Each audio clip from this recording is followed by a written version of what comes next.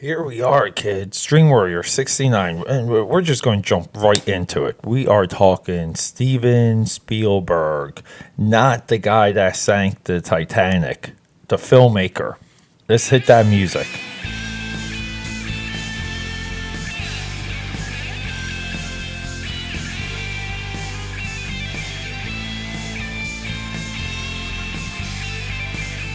Okay, we're back. We're back. Okay, so I'm just still waking up. I'm still getting into it from the weekend timestamp. It is 8 o'clock. It's right just about 8 o'clock on the dot, February 12th. We got a documentary I just watched. It's on HBO. After nearly cutting the cable, Comcast came through, gave me $100 off, 2 years. I had a signed contract, but I got HBO for free. I don't have any other real channels now, but I got HBO. First movie I watched, boom, Terminator Salvation. But we're talking about the second movie I watched, which is a Steven Spielberg documentary directed by, what's this lady's name? Susan Lacey. I looked her up. Her Wikipedia is disgusting. It has like 3 lines. It's as bad as mine, if mine does exist. And she is a girl that female filmmaker. She's decorated. She worked on the American Master series. If you're familiar with that, some of those episodes are fantastic. I think the Mark Twain one stood out. So I sit down, I watch this documentary, and it begins like all great filmmaking documentaries should. It goes into childhood. You see some early footage of Steven Spielberg's like home movies and how he was, like doing things from the age of 16 on. And then it just went completely off the rails in horrible adulation. No objective point of view. Okay, this documentary does not even draw a line in the sand. Okay, so essentially this documentary just says Steven Spielberg made a lot of great movies at one time, and they were fantastic, and you should know about them. That positioning really it got to me, and that's why I wanted to sit down for Dream Warrior 69 special episode. Everyone, 69. How does it feel to do a 69 with Peter? It feels that good, I know. But yeah, so coffee call real quick. We're doing Dunkin' Donuts double chocolate glazed donut ground coffee, brewed, of course. But to top this off, we got some ice cubes in here because we like to do iced coffee in the morning just because it's quick and good. With peanut butter cup Reese's branded peanut butter cup creamer. So this is a chocolate peanut butter coffee, and you wish you had this because this is. I'm going to take a sip right now. Excuse me. Okay, so when we discuss Spielberg and we go through his filmography, we all know what to talk about, right? I do give this documentary some credit because it went into Duel, his 1971 made-for-television movie, which I remember when that was almost like re-released on VHS, and how excited I was to be able to order it, because at one time you had something like Suncoast Video that was in all of our local malls in South Jersey. And Suncoast was just like a library that you can browse, you can purchase there was record stores, music stores like this, like Tower Records, like all that stuff. And it was just like, oh my God, and then, there would be a catalog behind the counter that you could order from. And not all the movies in the catalog were on the shelf, and you had to look things up. And sometimes you didn't even have a year.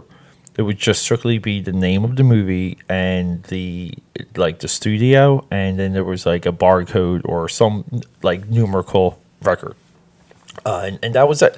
And I remember, ordering Duel, having them call me. You would get a slip. You couldn't lose this slip, and exchange the slip, pay the rest of the money, and you have your movie. And it was. I would say this might have been early high school, maybe like sophomore year potentially, or junior year in or middle high school. But yeah, so absorbing the life of Steven Spielberg, there was a biography that I tore to shreds reading and rereading throughout those years, and like before, everyone knew everything, which is a good thing. And I say this with a grain of salt. I don't say this with complete seriousness, but imagination and creativity when it comes to media was really magnified. I would say maybe between like J.R.R. Tolkien, the author of Lord of the Rings, Steven Spielberg, George Lucas, and Walt Disney, and that was like all at one point. Like now we got J.K. Rowling, we have John Lasseter from Pixar. Even Steve Jobs, creativity and imagination is it's cobbled with all these other forces now. Like Frank Franzetti is somewhat of a regular name that people know. Everyone knows Stan Lee. Like it goes on, and I think all that's positive. But for myself growing up, oh my God, it was very small. It was a small group of people to know a lot of things about, and I had a George Lucas hardback that was slight biography, but kind of was more about the movies and Industrial Light and Magic, and I forget the name of that hardback.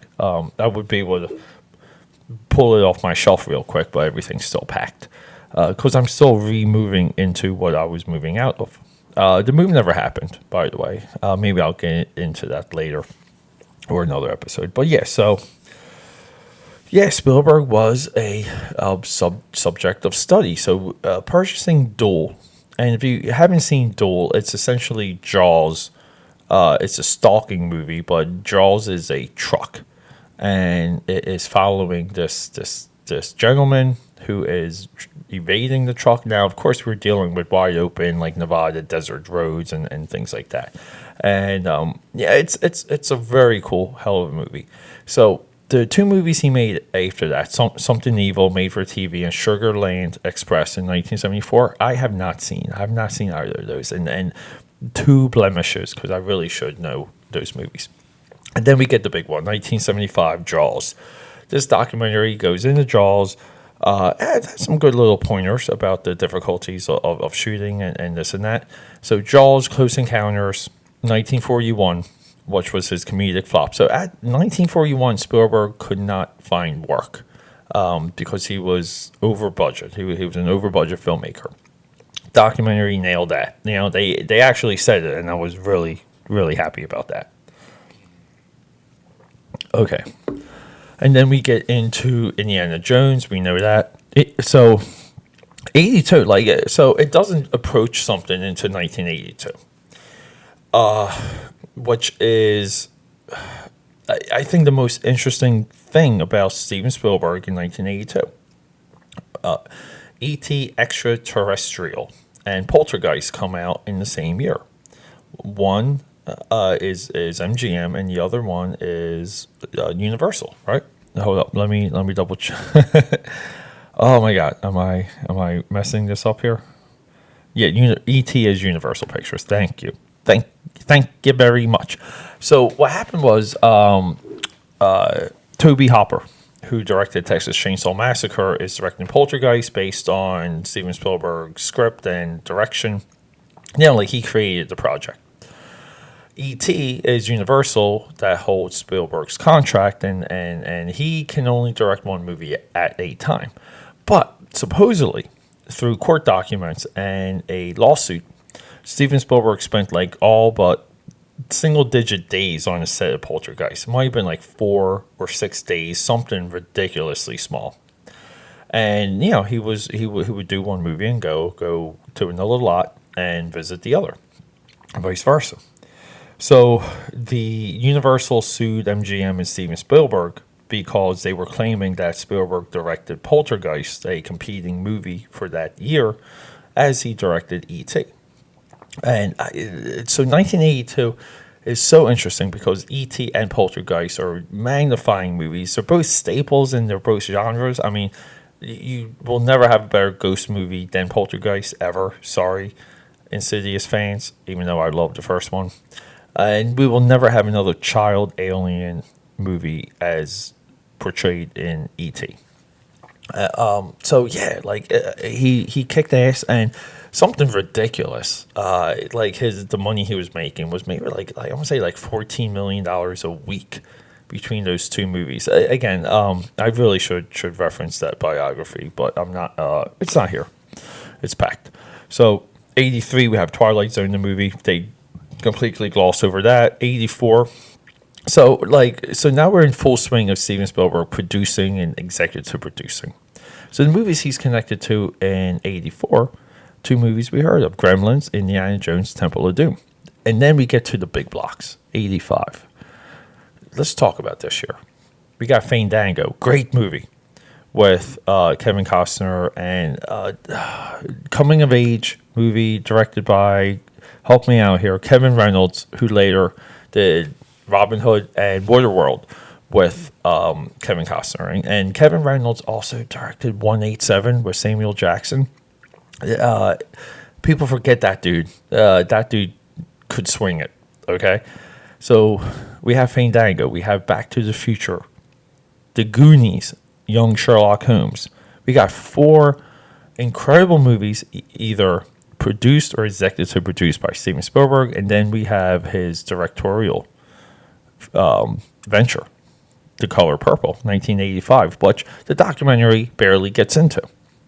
And I don't understand, because Color Purple, and by all means, should have won the Academy Award that year. I don't know why you don't discuss that in the someone just woke up from their little nap to make his way over here.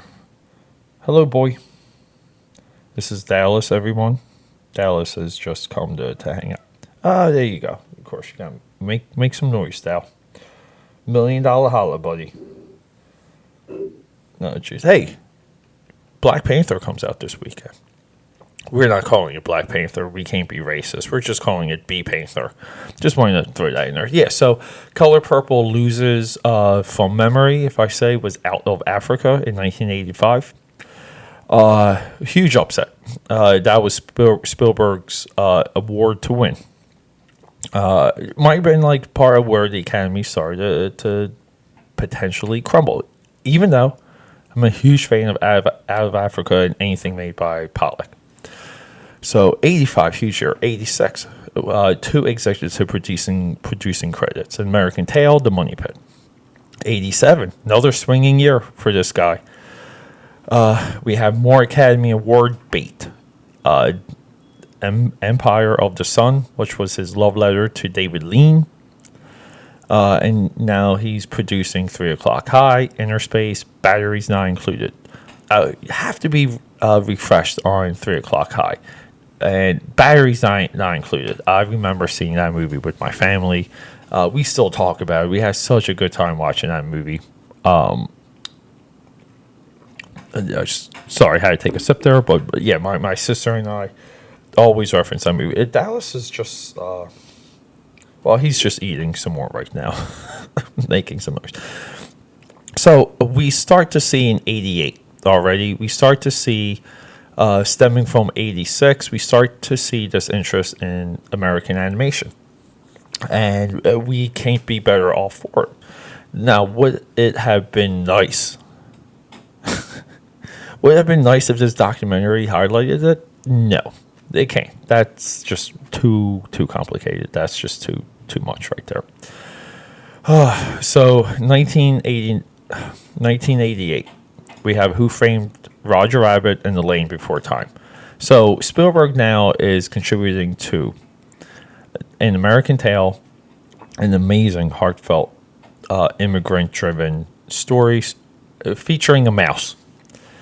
The Lane Before Time, which is still getting straight to DVD sequels or straight to streaming, straight to whatever sequels to this day. That The Land Before Time might be the largest serialized to point animation franchise ever. Might be the largest cell animated franchise ever. Okay, I would put money on it. And then we have the VHS that I wore out, Who Framed Roger Rabbit. This movie still echoes in me. It is fantastic. We will never have another Roger Rabbit.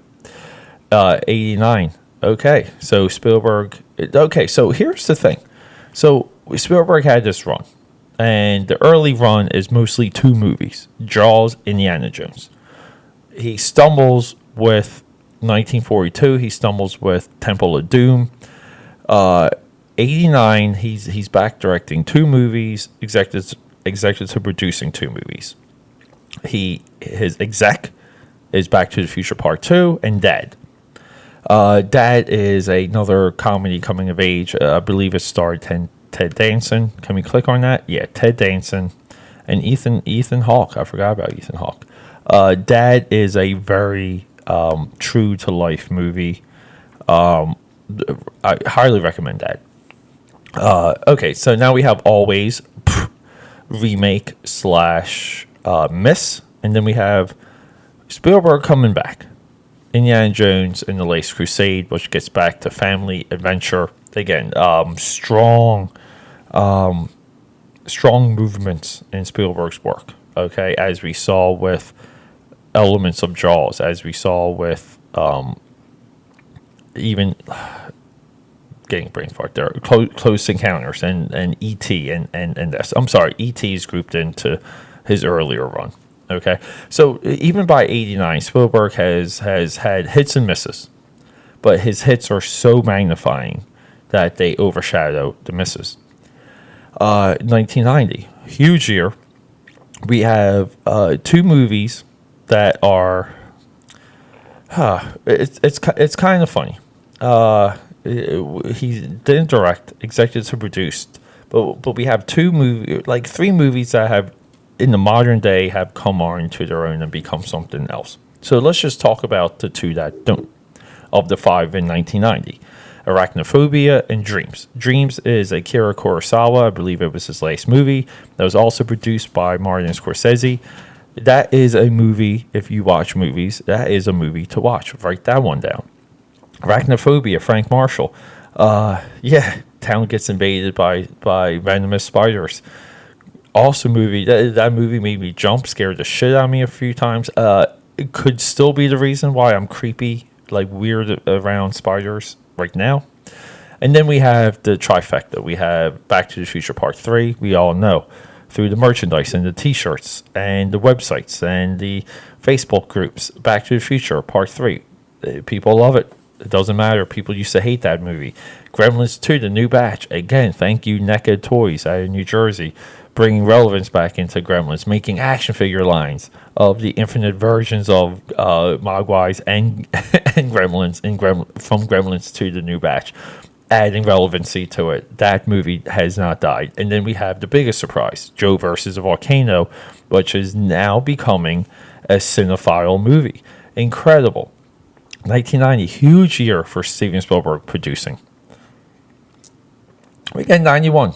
We have another big swing, another big miss with Hawk. Oh, jeez. I mean, what can you say? I mean, I feel like an hour of the documentary should have been spent on Hawk because there's so much lore around that movie alone about potentially being created for Michael Jackson as a thank you, as a hookup, as a could you star in this movie, Michael Jackson, and play Peter Pan, to John Cusack. No, not John Cusack. Kevin. Oh, jeez. Hold up here. 1 second here.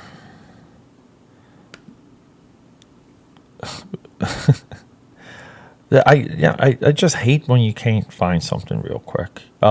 Kevin Kline. Kevin Kline was the pre-Robin Williams. Kevin Kline was going to be Hook. Was going to be featured as Peter Pan in Hook. So what do we have? So we have 91.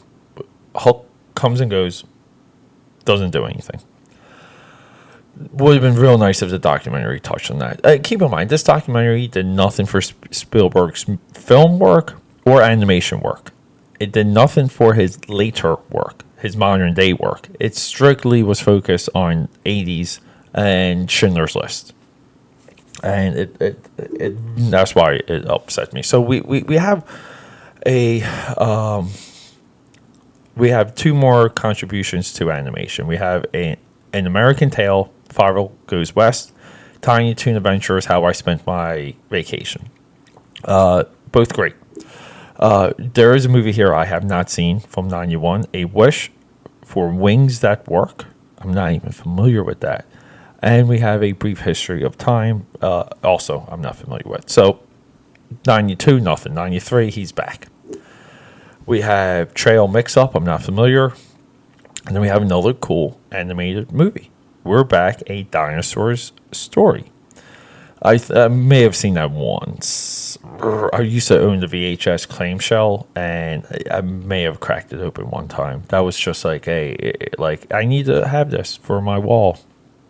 My Steven Spielberg section for what at one time was my video library. Before it became in vogue to have like libraries of things and showing them off on YouTube. Okay, 93, potentially his biggest year ever. Jurassic Park, Schindler's List. We know how Schindler's List goes. We know how Jurassic Park goes. Moving on, 94. A marketing campaign, the creation of the McRib, back when movies took over a summer through their marketing. 94, the Flintstones. I love the Flintstones so much. I could not deal with Rosie. Rosie O'Donnell is the worst part of that movie, just because she's on screen. But it is a movie filled with dinosaurs, so Rosie fits. Okay, 95. Oh my God, more contribution to animation. Casper and Balto, both incredibly awesome movies. I remember Casper really capturing me that summer. I saw that with my buddy Rob. 96. Now we have a beginning of a collaboration that led to greatness, stemming from Jurassic Park. But now we go on the run with Michael Crichton. 96, Twister, directed by Jan de Bont, the former cinematographer. Jan de Bont, a fully capable man, makes an awesome movie. This now led to, I want to say, like around ER. ER was starring. So within like 3 years, it was like Michael Crichton, Jurassic Park, Steven Spielberg, like boom. Crichton, Spielberg. And it was Crichton, Spielberg, Twister. It was Crichton, Spielberg, ER. We don't get runs like that anymore. And then in 97, we have Crichton, Spielberg, we'll say like four. The Lost World, Jurassic Park. Oh my God, he makes two disappointing sequels with Temple of Doom and Jurassic Park. Now, keep in mind, Temple of Doom hasn't come back yet. Temple of Doom is still considered a miss at this point. So you can't do sequels, Spielberg. Then we have Men in Black and Amistad. John, I know you're listening because you listen to the show a lot. John, I'm talking to you. I remember coming to Philly in 97. This is when we were graduating high school. And there was this guy I was talking to on AOL. Wonderful story with Amistad. That's what I'm getting at. Amistad was just coming out. I was going back and forth with this guy making movies, this film producer guy who had an office in Philly or something. And I had a film idea. I remember the name of the movie. It was called Hidden Alley. And we came to Philly to find this guy. And we couldn't find him. But we think we found his office. And we slipped. I slipped my stuff underneath his door. He did get it. Because he did instant message me. And I think I might have just found some of the printouts of the conversation. And emailed me that he got it. And like on our way back, we bought Amistad as a VHS bootleg on the street of Philly, and I was so excited. Amistad, I couldn't watch it in 97. I still cannot finish watching that movie. It is just a dribble. It's a huge mess. Another Oscar grab. So now we've done potentially 4 Oscar grabs for Spielberg: Color Purple, Empire of the Sun, Schindler's List, Amistad. One of those movies resonated because The one movie that did resonate went all in, period. Same as Color Purple. That's why Color Purple should have won. Not Empire, not Amistad. It went all in with a POV. 98, we had one of my favorite years for Spielberg. Iceberging the Titanic. We have Saving Private Ryan, a movie I might have seen 10 times in the theater, 7 to 10 times. We have The Last Days. I'm going to click on this because I'm not familiar with The Last. It's a documentary. I think it's a Holocaust documentary, but yeah, I should watch that. With music by Hans Zimmer, sign me up. And then we have 2 of my favorite movies. So at this point, DreamWorks is prevalent. DreamWorks cranks out The Mask of Zorro and Deep Impact. I like both of those movies. I was explaining the difference between Deep Impact and Armageddon last night with my viewing partner, and both. I signed me up both of those movies. Okay, and look, I'm just scrolling through Wikipedia right here. By the way, I have some additional notes, but 99 we have Wacko's Wish, based on his hugely successful Warner Brothers block that is syndicated now for after school television. Animaniacs, Tiny Toon Adventures. That later led into Freakazoid Invasion USA, which was a WB channel 13 episode miniseries, which was I'd never seen because I was working at the mall at the time, and I might have been doing kitchen work, but I was hustling my butt off. I broke my heart that I missed that. At this time too, let me just look it up because we look things up here. 98. So now Spielberg is fully in the lexicon. So 98 too, we have the someone who's I just watched Varsity Blues. I just watched Rules of Attraction. Two of my absolute favorite movies. But we have James Van Der Beek. We have Kevin Williamson off of Scream. The golden writing child of the magnanimous Kevin Williamson, who is right now forgotten and underrated, creates Dawson's Creek. Dawson is a filmmaker in this TV show.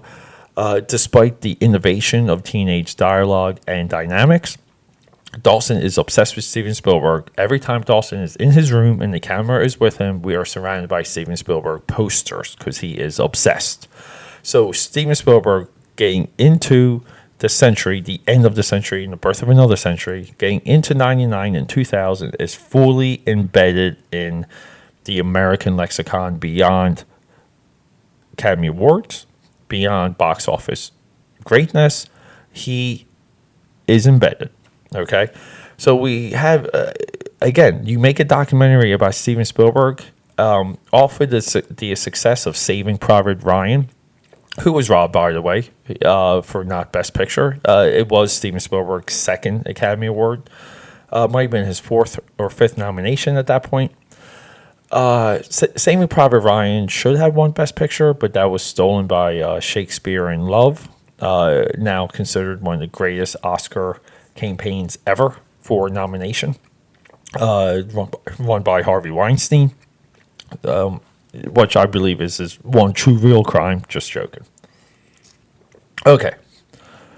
And then we get into Medal of Honor. So the success of Saving Private Ryan goes into Medal of Honor. And the Call of Duty concept is created. And Medal of Honor is a huge success and gets is the birth of a first person shooter type of genre within gaming. Huge on PlayStation, but yeah, thank you, Steven Spielberg. I'm going to drink some water. Wacko's Wish from 1999. I have not seen, and I wish I had. 2000, we have Shooting War. I'm not familiar with you. This is a future history webcomic graphic novel by writer. Oh, okay. So how is Steven Spielberg connected to this? I don't see him in the credits. Funny. Okay. Not a big deal. So Shooting War 2000, he is credited as executive producer. And then we have 2001. we have a far superior documentary that features Steven Spielberg that came out this year. Now, Stanley Kubrick has died. He died with a unfinished movie, Eyes Wide Shut. Eyes Wide Shut is a straight up masterpiece, straight up. He dies. The movie still comes out. Okay, the movie is somewhat disappointing. My sister and I didn't get it. In life, when I've had relationships, I get Eyes Wide Shut now. I fully understand it. I feel like parts of that are for me. Like Kubrick knew I would get it, so he put those in there. And Spielberg now finishes AI, artificial intelligence, but Stanley Kubrick, A Life in Picture, is now rated by Tom Cruise. Documentary that gets into the dirt. And I mean, like you feel like you understand Stanley Kubrick when you watch this movie. I mean, fantastic. It goes into his early photography, his start in like still pictures. Okay, so like he didn't just jump right into filmmaking. He eased into it, and yeah, incredible, incredible documentary. I wish this documentary had had what this one does. I'm sorry. Okay, so AI, artificial intelligence, one of Kubrick's unfinished movies. Spielberg comes in and wraps it up. From concept to, he takes a movie from concept to script to scenes to artwork to completion. So it essentially is a Steven Spielberg movie, Stanley Kubrick concept. So now we get into a tough run here because AI I group with 4 movies. And I don't know what happened here. Lithium, cocaine, whippets. But Spielberg loses the lust of an ending. Nothing sticks and nothing resonates. And there's 4 movies that are the casualty of this. And it is heartbreaking. But AI being one of them. Jurassic Park 3 being one of them. I mean, that's your baby, and that movie has such a convenient ending. AI, artificial intelligence, the way that movie wraps up is, it's broad. I would say it's broad and confusing. It doesn't hit. I can explain it to you. I can explain, okay, but I always feel like every time I explain it, I'm just, I don't know, man. Like I'm sacrificing something. And so to round out 2001, we have Vanilla Sky, Cameron Crowe, Tom Cruise, Cameron Diaz, Jason Bateman. No, excuse me, Jason Bateman. My name is Earl Guy. My name is Earl. Whoever that guy is, they're all Vanilla Sky. Just watch it. It's a great movie. Okay. Let's get back to missing endings. Okay. AI, artificial intelligence, 2001. Jurassic Park 3, 2001. Now that's not his movie, but that's his franchise. Oh, and then we have Minority Report. Let me just I got to turn. There you go. So Minority Report. Okay, we got another ending that just doesn't stick. The entire setup for Minority Report, awesome. There's somewhat of a funny comparison. They compare the factory scene in Minority Report to the factory scene in Revenge of the Sith. And yeah, like factory. I was just watching Terminator Salvation. That's another movie with like a factory. Like I have to dodge these things being made around me. So that's becoming like. It became like a thing, okay? Potentially started with, between Star Wars and Minority Report. I'm sure there's other movies that feature that. So 2002, Minority Report, Men in Black 2, Taken, Austin Powers, Goldmember, which he appears in. And 2002 might be like his final great movie, Catch Me If You Can. Which I still don't understand how DiCaprio does not win for that one. DiCaprio should have like 8 or 9 Academy Awards by now. In 2004, we have Double Dare. I'm not familiar. He features it. Okay, that's something he's features in. He's featured in The Cutting Edge, The Magic of Movie Editing. Fantastic. Another fantastic documentary. And then we have 2004, another collaboration with him and Tom Hanks, The Terminal. Okay, we're just going to forget The Terminal, because that's garbage. Nah, it's okay. It's hard to say anything by Spielberg is garbage. We watch it one time and we're moving on. 2005, we have another fantastic documentary featuring Steven Spielberg that is far better than this documentary. Directed by John Ford. Go and watch it. Okay, then we have The Legend of Zorro sequel, Memoirs of a Geisha.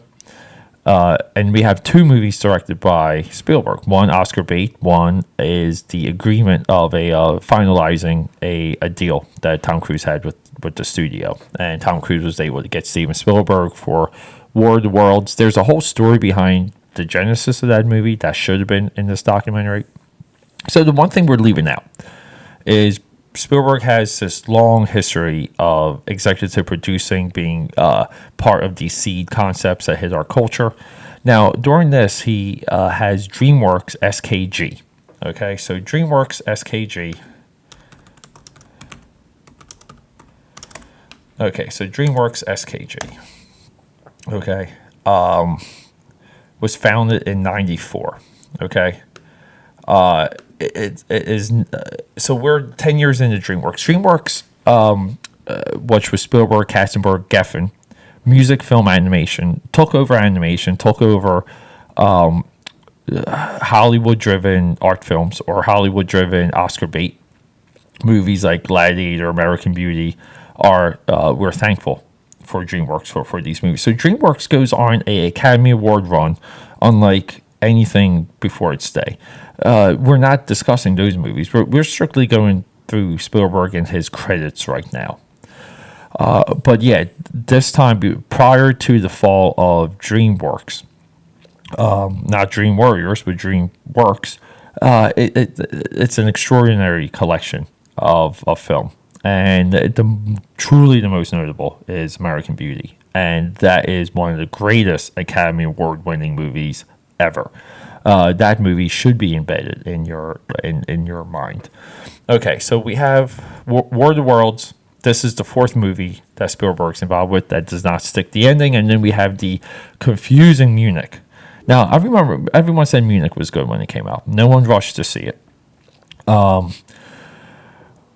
The documentary does own up to the movie being split. I don't understand how, when you're Steven Spielberg, and we know you're Jewish, and we know your background, and you make Munich with the point of view that it has, I don't understand what service you're doing, because you're not portraying evil as evil exists in this world, and you are now an old man that just wants people to be friends, and everyone has a side of a story. And if we took the point of view on Munich and applied it to Schindler's List, yeah, we would have a drastically different and equally frustrating movie. Munich is wonderfully made, shot, directed, standout scenes. Okay, and that's it. It's a technical triumph, and that's all Munich is. And then we have somewhat of a collaboration with Spielberg, more Oscar bait with 2006, Flags of Our Fathers and Letters from Iwo Jima. We have a Robert Zemeckis collaboration. Spielberg and Zemeckis have done some great things. Back to the Future, Roger Rabbit, Monster House. This is when Zemeckis was hardcore in running, I think it was ImageWorks, not Sony ImageWorks. I'm forgetting the name. It's closed down. Mars Needs Moms crushed this. It crushed this. But Robert Zemeckis, Monster House, the Jim Carrey Christmas Carol, Beowulf. He was making Polar Express. He was making these animated movies that were really groundbreaking. Still are. And then we have another documentary, The Shark is Still Working. So Spielberg has appeared in better documentaries than this documentary itself. And then we have potentially his last great producing credit, 2007 Transformers. What do we have to? I mean, the hype was real with this movie. The excitement was true. People thought it would be more Spielberg than Michael Bay. People thought Michael Bay would pick up things from Spielberg. Like now he would be like tutelage almost, like teacher student. No, it's a Michael Bay movie, and I give Bay all the credit. And then we have, somewhat of this run with Shia LaBeouf with Eagle Eye in 2008, and then we have 2008, one of the worst sequels of all time, Indiana Jones and Kingdom of the Crystal Skull, disaster. 2009, the writer strikes hit, so he now is collaborating with Shia LaBeouf. He's collaborating with Peter Jackson. The Peter Jackson collab comes with The Lovely Bones, a movie I watched like 30-40 minutes of, could not finish because it was so, just felt fake and formulaic. And we have Transformers Revenge of the Fallen, victim of the writer's strike. So that's wrapping up 2009. 2010, Hollywood Don't Surf. I'm not gonna, that's something he appears in as himself. We have Hereafter and True Grit, 2 producing credits. Hereafter is confusing. True Grit, great. Coen Brothers. 2011, man, very productive year. We have his second collab with the Adventures of Tintin. And no, I'm sorry. We have Eagle Eye. I thought he did. I thought he did that Suburbia movie or Disturbia. I guess not. Okay, so 2011, Spielberg goes all in on Aliens. We have Paul, great movie with Simon Pegg. We have Super 8. Already forgotten. Okay, but that was Stranger Things before it was Stranger Things. Transformers: Dark of the Moon. Aliens, Cowboys, and Aliens. We we got 4 Alien movies by Steven Spielberg in 2011, and I'm pretty sure Fallen Skies came out around this time. So we have a whole TV show. Enough with the aliens. Again, I mentioned Adventures of Tintin with Peter Jackson. And we have Real Steel. Incredible music by Danny Elfman. Incredible everything. Hugh Jackman's good in that. Sean Levy, incredible direction. Design. The design of Real Steel is real. This is an underrated big movie from 2011. It's worth it. It's just worth it to watch it. It's a funny, weird future thing. It's hard to pinpoint it as, but calling it Rock'em Sock'em Robots is a disservice. Real Steel is a real movie. And then we have 2011, a movie that no one listening, even the members of the Spielberg family, has not seen, The War Horse. I had never, ever had a desire to see this movie. Nothing about it grabs me. And then in 2012, we have more aliens, Men in Black. 2012. We have Lincoln. More Oscar bait. I don't know. I call it Oscar bait. I don't know if I'm cheaping. If I'm really being cheap. It's tough. I mean, this movie was talked and speculated. Same with Memoirs of a Geisha, directed by Gary.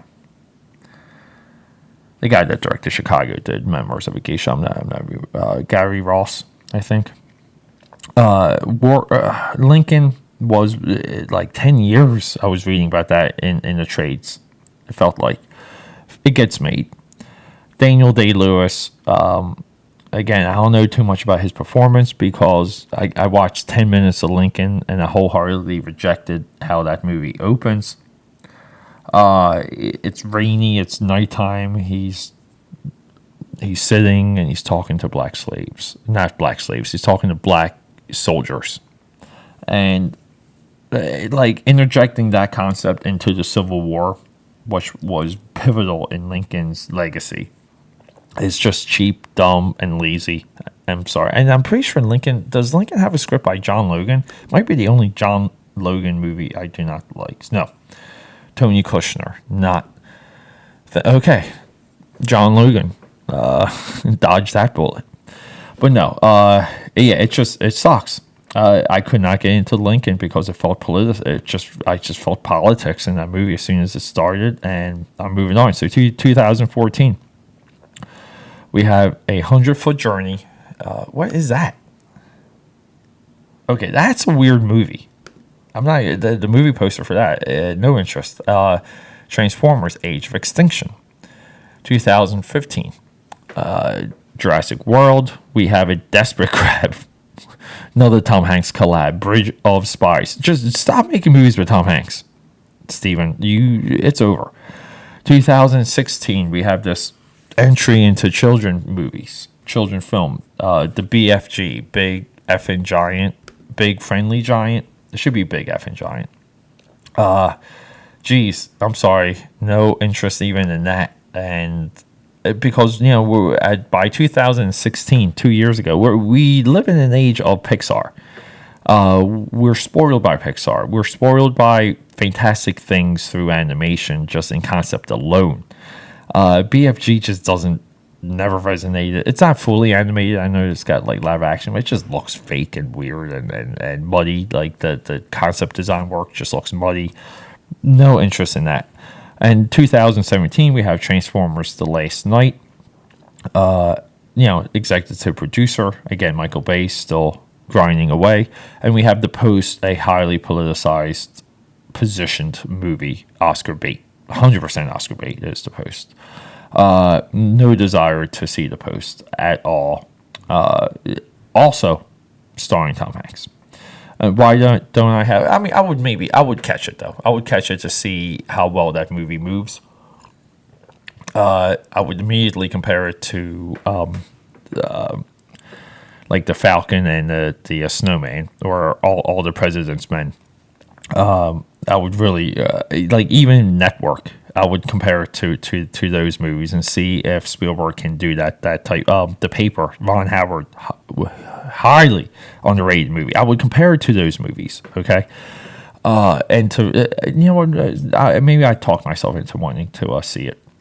And then this year, I'm sorry, we have Ready Player One and executive producing Jurassic World: Fallen Kingdom. Ready Player One, again, I got no interest in that. It just seems like low-hanging, cheap fruit, pop culture bait. I don't think the concept is sold in any of the trailers. I don't like that world at all. It's just, okay, I get it. Like, it's this utopian, and you're going to make comments about energy crisis and things like that. Dude, making too much of a statement on that kind of interrupted Cloverfield Paradox, the Netflix movie. You can't go heavy with these messages unless the message is the plot, and the message needs to be nuanced. Cloverfield Paradox did not have a nuanced message, and it stumbled from that concept. Now, you might want to say, like, what movies have people? Like, what movies are you speaking of? I'm talking about Logan's Run. I'm talking about Planet of the Apes, the original. Beneath the Planet of the Apes. You want to go for double on that? Escape from the Planet of the Apes. These are all socially driven movies that have a nuanced concept, a presentation of the concept. I'm talking Watchmen. Okay, this is what nuance does to movies, and I fully back the Watchmen movie. I think that's in my top three, maybe my top five, maybe top three comic book movies adaptations. Not comic book movie, but adaptation, which I'll also put Dick Tracy in that high list. I back Watchmen. I back The Crow. I back these adaptations. So Ready Player One, whatever. And then we have Jurassic World: Fallen Kingdom. And the concept for Jurassic World: Fallen Kingdom is not resonating. So we have this. So I had trouble digging up some of Spielberg's TV work. So I got this IndieWire article. And it goes through like his maybe like 15 TV projects. Like we already talked about Fallen Sky, which I saw some of, and I can actually, it ran from 2011, 2014. Fallen Skies is like a huge arc. I digging that movie. Digging that show. Under the Dome, never seen. Into the West, 2005, I'm not even familiar with that. The River, 2012, not familiar with. Sequest, DSV, 1993 to 95. This was Star Trek in the ocean. I love DSV because I love science fiction on these very basic page turning levels, meaning that here's the concept, here's the characters, and we're going to resolve this, and it's going to be goofy along the way. Smash, 2012. Not even familiar with that. Extant. Kind of familiar with that. Terra Nova, Dinosaurs in Future. That was one season. Fievel's American Tales. So this is what his venture into Saturday morning cartoon. United States of Terror. I'm kind of familiar with that. Freakazoid we talked about. Taken, not familiar with. Taken came out in 2002. Amazing Stories. You always familiar with Amazing Stories. And then we have some of the HBO stuff. The Pacific. Pinky and the Brain, Animaniacs, and Bane the Brothers. So I don't know, like his TV contributions are incredible. He's done multimedia. I remember I had this one. I've seen footage of this one restaurant that Spielberg was a part of that had like a multi-floor video game where you were in like a rail and you would sit down and the video game would go from like almost like the Tower of Terror in Hollywood, in MGM Hollywood Disney. And it would shoot up between the levels, and it was kind of like a shooter. And see, like that's a lot of the stuff that I feel like the documentary should have jumped in on. It definitely should have mentioned Dawson's Creek because Dawson's Creek was everything. It was pivotal. I said I was going to turn off my phone or turn it down. I did not because I suck. But yeah, so I just really disappointed with the documentary because everyone featured talking in this thing, like as of actors and producers. It was just they were just between his legs the entire time. Do we have more to discuss with Steven Spielberg? Yes. Should Steven Spielberg be a constant study? Should his like up to 89? Should we like give him all the credit? Yeah, like you took over the 80s. Not only did you direct great movies, but you executive produced and you were spearheading movies through Amblin Entertainment. Did you do great things through DreamWorks, SKG? You certainly did. You gave us Shrek. Like all of these things, your power, your prominence, your name was able to unload, like to get money and get financing, okay. But at the end of the day, it's been so long since anyone cared about a Steven Spielberg movie to the point that we rushed to the theater or we rushed to get it on DVD or we wanted it to be streaming as right away. Steven Spielberg should just give it all up and focus on making movies with Netflix, period. He should just jump right into it. He should be on the forefront of it. I don't know how much of a game changer that would be. Everyone said Cloverfield Paradox was a game changer. No. If Cloverfield Paradox was great, then we can argue that it was impactful. Not a game changer. Spielberg going to something like Netflix or even Amazon Instant or Amazon Studios. It would be epic moves. Would they be game changers? No. If he created a Jaws or an Indiana Jones through one of those ventures, then yes. But no. I feel like he should do, he should do the indie what Lucas let happen to Star Wars. Like, let other people jump in. I'm sorry, you lost the flavor. People can come in and make a better Indiana Jones movie than you, as we've seen with Star Wars. We've had 3 fantastic Star Wars movies without Lucas involved at all. And excuse me, but Solo's looking good. I'm sorry, I'm excited for Solo. Okay. We're an hour deep. I'm signing off now. What else do we have coming? So Chris is coming by tomorrow for Tuesday.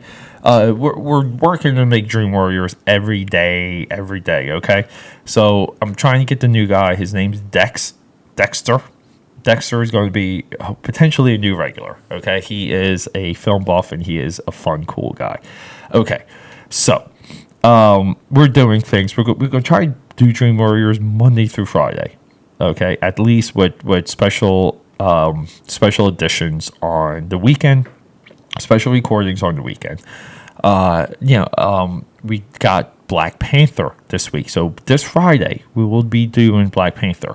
I'm going to be discussing Terminator Salvation because, you most likely recall that movie incorrectly. You out there failed Terminator Salvation. I love that movie. I love it. I don't know about you. I love it.